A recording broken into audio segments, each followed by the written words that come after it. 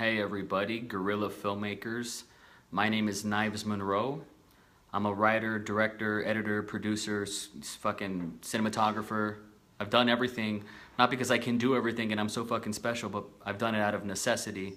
I remember for my first feature film, I've done 3 feature films, and for my first one I paid a cinematographer straight out of NYU $500 to be the cinematographer of my first film, and he literally just took that check and I never saw him again. That kind of stuff, you know what I mean? I've been there, right? I've started there. I've started at the very, very bottom. I'm still, when I say I'm an indie filmmaker, I'm an independent fucking filmmaker. You know what I mean? Not just in here in the mind, but also out there with my work. So I feel ya. I know what it's like to be guerrilla. You know, my third film was called Rebel from the Waist Down. It was a short film, a part of an anthology that was inspired by the Dogma 95 revolution. And I remember we were using real guns, and a cop almost arrested us. And it would have been the end for me. You know, I had a friend who was there, who was shadowing me, who worked for the Border Patrol, who told me that I could have done 10 years minimum for the type of weapons that we had at the time. So to me, that's the Werner Herzog philosophy. I come from that school of guerrilla filmmaking, right? Been in the business for 13 years.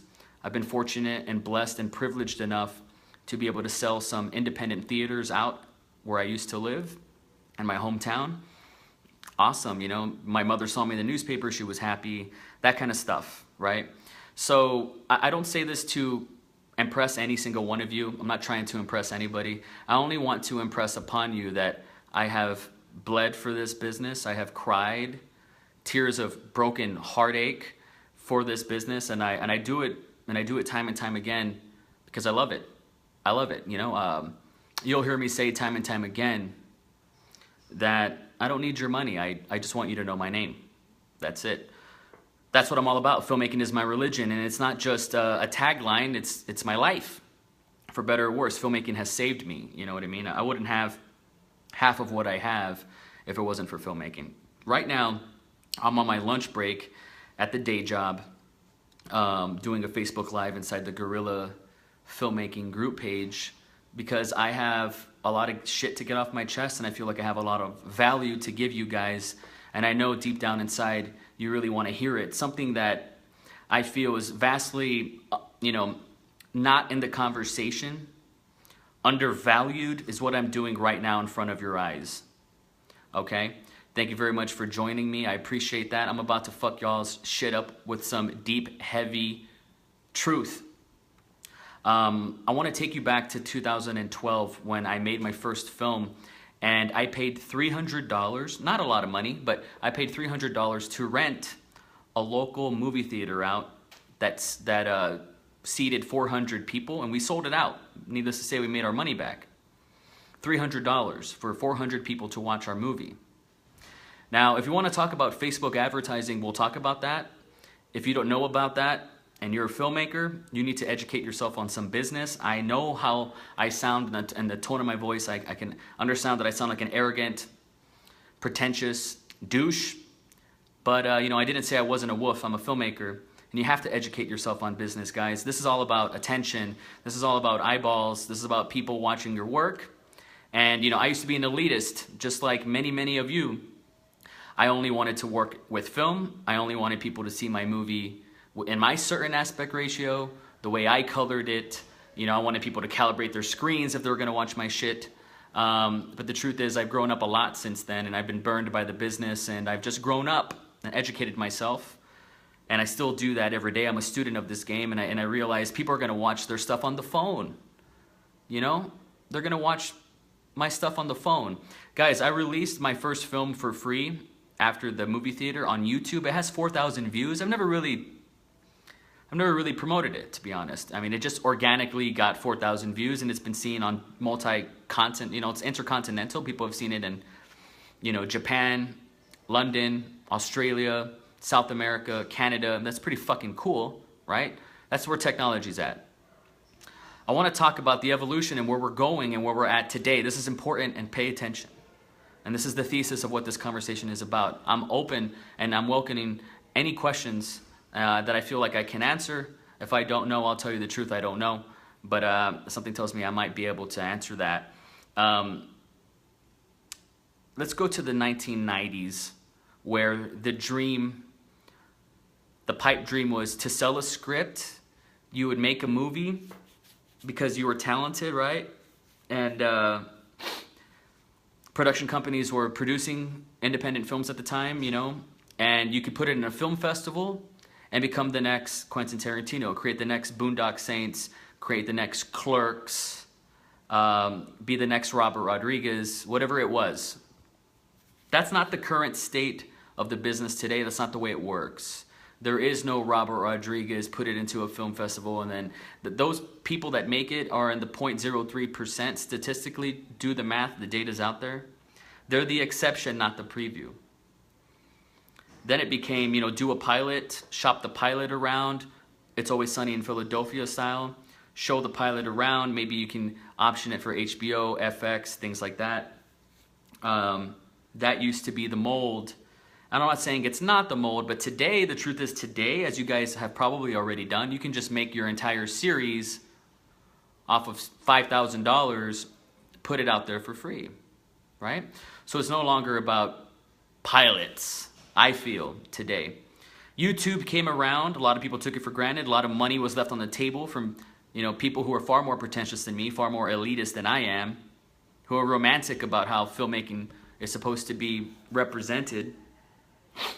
And there are people that make millions of dollars off of YouTube that are true collaborators, true artists, and understand consistency. That's, you know, I'm talking about the evolution here. I was one of those people who did not buy into Vine. I thought Vine hurt cinema.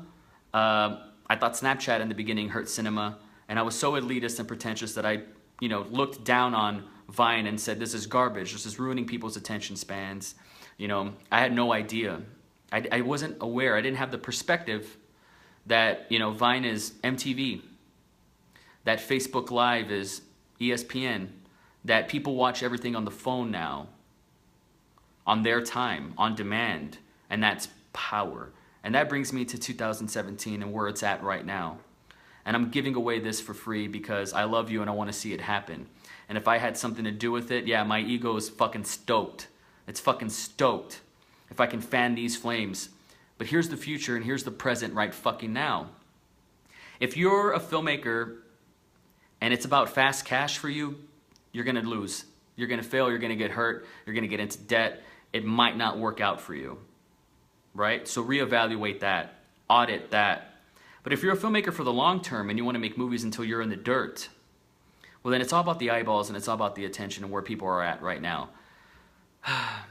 I mentioned Her Doppelganger and the views on YouTube because this live stream is probably going to have over 1,000 views. It's value, it's content, documentary, whatever people want to call it. But the truth is Vine, Snapchat, making a movie in 70mm, 16mm, making a digital film, it's all relative. It's all dream language. It's the language of cinema. It's all relative. That's the last trick in the filmmaker's tool bag that we have. Is this idea that the form actually matters, and it doesn't. It's just presentation. You know, people are going to watch this more than the trailers of work that took me 2 years to complete. That's attention. So if you're good enough, if you're fucking good enough, you can release a film on Facebook Live in a group page just like this, and it's an event. And I want to see more people do that. I'm going to do it. I'm telling you this right now. I'm doing it.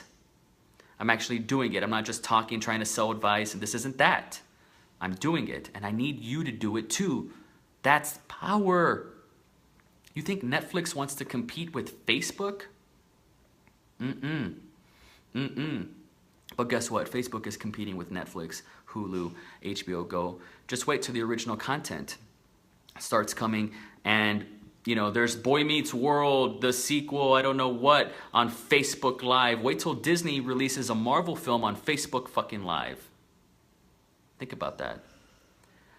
Today, I can put that $300 that I put into my first film to rent out that theater. I could put $300 into Facebook advertising and get tens of thousands of eyeballs, attention, comment, potential audience, people, value there. Same money, more value because the technology has caught up to our ambitions. This is fucking incredible. This is better than the 1990s state of filmmaking, independent filmmaking, amateur filmmaking, guerrilla filmmaking. This is better than creating a pilot and maybe you can option it off to AMC, FX, what have you. This is better. This is better than creating, which is the current mode. People think the current mode is creating the calling card. I'm gonna make that independent film and maybe I'll direct Godzilla 2 or the next X-Men movie or whatever. The calling card to Hollywood is not independence. That's not what independent filmmaking is. But it's what it's become, right? True independence is not pursuing fast cash, it's pursuing the long-term lifetime value between artist and consumer. That's it, right? We work with dream language, that's what this is right here. So what do I want to see? What is this all about? Why am I so upset, right? It's because I care. And I missed the boat with Vine. Millions of dollars, people made millions of dollars off of Vine.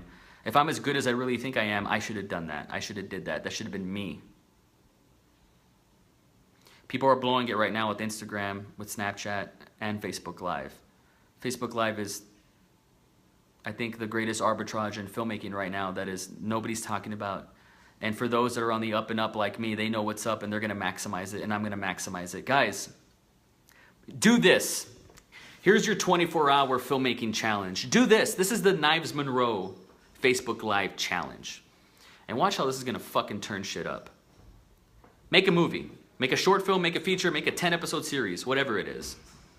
I personally think the longer the better, but we'll just call it a short film for now. Make a short film.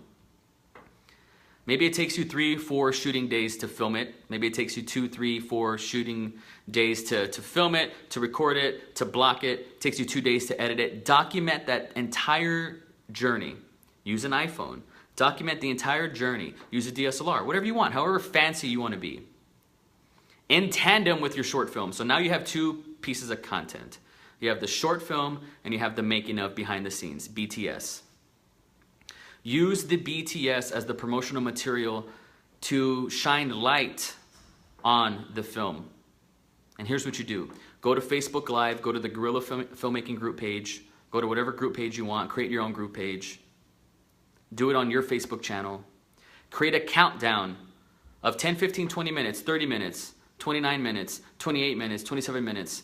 And in 25 minutes, Knives Monroe's short film is going to debut. You got people's attention, and it's happening in the moment. There's an immediacy there. It's beautiful. It's just like it used to be, but better. The short film plays, end credits, comments, people, like, views, all that stuff, attention, lifetime value, if you're good enough. Show the making of at the end. Dude, this is like a 2-hour, if you do your work right and your shit's good, this is like a 2-hour event here. You got tens of thousands of people watching it. A lot of interaction there. People that don't respond to comments, likes, all that stuff. I mean, you're leaving money and relationships on the table there. And then after that, on your Facebook Live, do a Q&A about that entire journey. You're giving back. It's just giving. It's not asking for anything in return. It's not asking for fast cash. And at the end of that, say you did it from 7 p.m. to 9 p.m. At the end of that, you're going to have hundreds of likes. You're going to have dozens of comments, maybe more, right? Depending on how good you are and how long you've been doing this. And that's a lot of relationships. And then the questions come in. And then you have people's attention. People care. That's equity. That's filmmaking. That's why we do what we do. Right? And guys, and if you do this on a long enough timeline, say you do this on scale at, you do it with 10 films, 10 short films, eventually you have equity, your name means something, Knives Monroe is nothing to fuck with. And the time will come after you've built that community and you know everybody that likes your shit and you know their names, you know their kids' names because you care, because you're a filmmaker and you care, right? Maybe then you could ask, maybe then you could say, hey, I'm making this next thing, it needs a budget. I need $3,000, right? If everybody pitches in $5, I blah, blah, blah, blah, blah. I see too many filmmakers, myself included, but too many hacks and too many filmmakers do an Indiegogo or Kickstarter expecting overnight success, expecting fast cash, but they have not built that community. You don't think Chris Nolan, David Fincher, Spike Jonze, Quentin Tarantino, David Lynch, you don't think your favorite filmmakers didn't build that community? What would Steven Spielberg, J.J. Abrams, George Lucas, James Cameron do today with today's technology? Maximize your privilege. Maximize your resources. It's about your resourcefulness, not your resources. I don't have this, I don't have that. Everybody has it. Go find it, go do it, go build those relationships, go build that value. Give love first. And then maybe ask. And if you're that damn good and you've given that much hours of content and value, you won't feel bad if you ask. And guess what? That other person, you know, is going to feel pressured to share you some love. That's the transaction. But you, the artist, need to give first, not ask. Not like my page, you know, comment this, here's my new thing. Like, what the fuck is that? Presentation, guys. This is the presentation.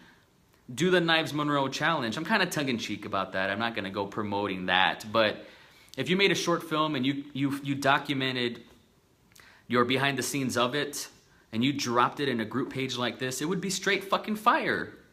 That's your film festival, baby. That's your Sundance. That's your South by Southwest. Do that. Do it at scale. Do it on a long enough timeline, and in 10, 15 fucking years, you're a monster. You're a titan. You're one of the guys. You're one of the girls. You have what it takes. You're the future. You're the present. You broke the mold. Instead of sitting down, waiting for your moment, thinking somebody was going to knock on your door and say, hey, let's do this. You do this. Do it yourself. That's DIY filmmaking. That's guerrilla filmmaking.